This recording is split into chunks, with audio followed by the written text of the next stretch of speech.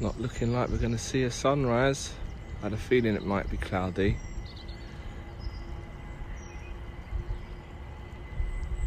Not a soul up here though, it's beautiful.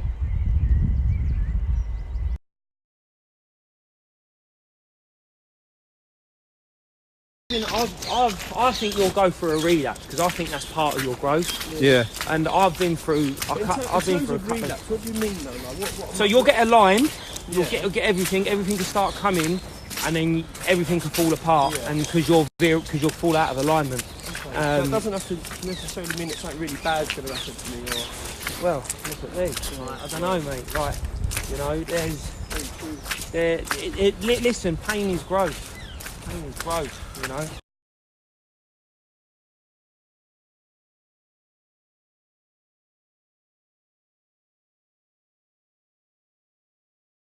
That's all done and dusted. Just walking back through the heath now. Just left the lads and a lovely bit of breakfast. Going to walk back up to the hill, down, through, and then probably get the bus from Tufnell Park.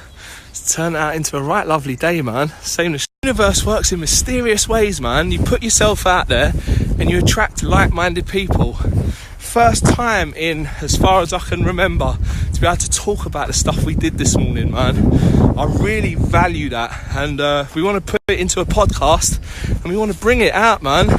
Men talking about their emotions, their feelings, their fears, vulnerabilities.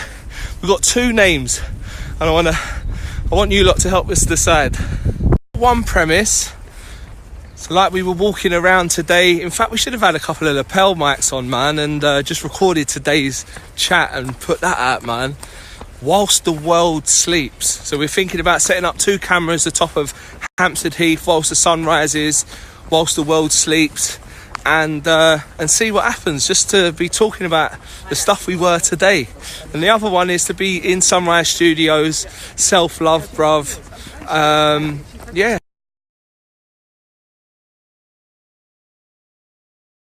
Whilst the world sleeps is really clever in that whilst it's going to be early morning and it will be filmed whilst the world sleeps and the sun rises on a brand new day, there's that other aspect of the world is sleeping and some of us are now waking up to another way of becoming more aligned with our spirit, of doing things outside of traditional employment. So it's that double-edged name, man. We've got self-love, bruv, which is a universal call to arms for men to be able to be more in line with their feelings and emotions and really finding self-love for ourselves, because the majority of the world's problems are perpetuated by men that fucking ruin the world and other people because they don't love themselves enough. We were talking today about when we used to knock about in certain circles, and certain aspects of those circles would never be happy until, you know, there was a fight, or, you know, and again, it's that short-term fulfillment of that excitement of what are they searching for by doing that. 3 working class lads that want more and are prepared to do more, to be able to really look at themselves and be able to communicate on a much deeper level, could empower a lot of people. Also really interesting how aligned our goals were of how we want to create systems or programs that would allow us to bring self-awareness and personal development to more people across the world, make it more accessible.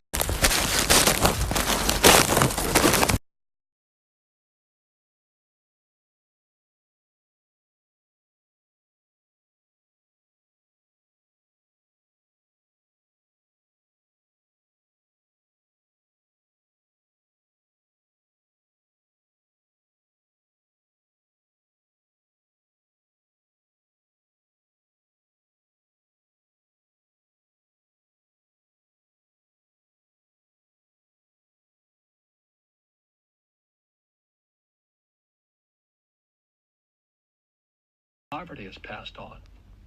It's taught in your families. And middle class is taught in families. And I was really happy that, you know, he endorsed Rich Dad Poor Dad on your program, because he says, I was taught by a rich man. And so the people right now who are sitting at home, who are struggling financially or worried about money or unhappy. They may be making a lot of money, but unhappy with what they're doing. It was probably taught to you. You know, your superego was taught, get a job, work hard, or you'll never be rich, or the rich are evil, or whatever. And until you change your mindset, Correct. money won't help you, right? Because of my brain. It's because I'm serving a mission to serve my fellow human beings. Some kind of greater energy or a collective human consciousness. Well, what Fuller said was this, okay? I think this is important for people to hear. Today I hear many people say, just do your passion. You know, if you work your passion, you don't do a day in your life. And what Bucky Fuller said, again, the head of the Geodesic Dome, because he's one of the greatest geniuses of our times, he says, passion is selfish. Passion is doing what you want to do. Then we have purpose. You know, well, my purpose is to feed my kids. So you're doing it for somebody else. That's purpose. But there's another level beyond that. And what Fuller called it was part of ephemeralization, the ability to do more with less. Fuller said, ask yourself this question: what does God want done? Not what you want to do. What does God want done?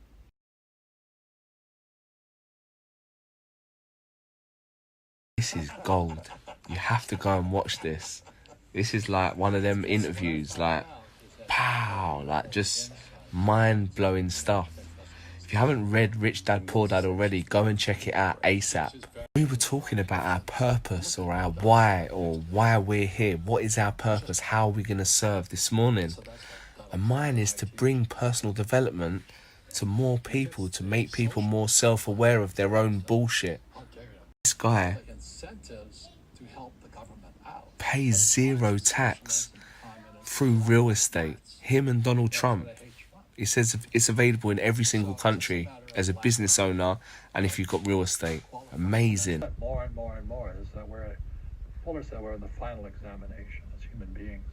We've got to evolve because technology is evolving, but we're not. And that's the challenge. We're getting worse. Yeah, 50 years is the consensus of a lot of my guests. That's what they say. If we can't turn it around, then it's going to go one way. So these conversations are very important. What keeps you awake at night? Bro, I love that little green on green combo. Bro, if I can give you some kind of a magic... You going out in your shorts today, G? Yeah. Love that. Go on, what were you going to say before I rudely interrupted you? Probably this is before you went to Vietnam. Can't remember, innit? This is what I do to everyone. I do it to all my podcast guests. I do it to my work colleagues. I do it to candidates. I do it to my wife. I just constantly interrupt people. Because my brain works... Bye, bro.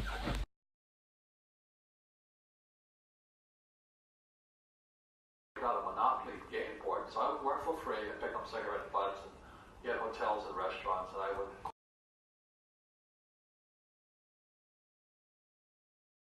Of looking at the world, there is a vast spectrum of information that's off the postage stamp that you never see, and that you are not who you think you are. You know, the greatest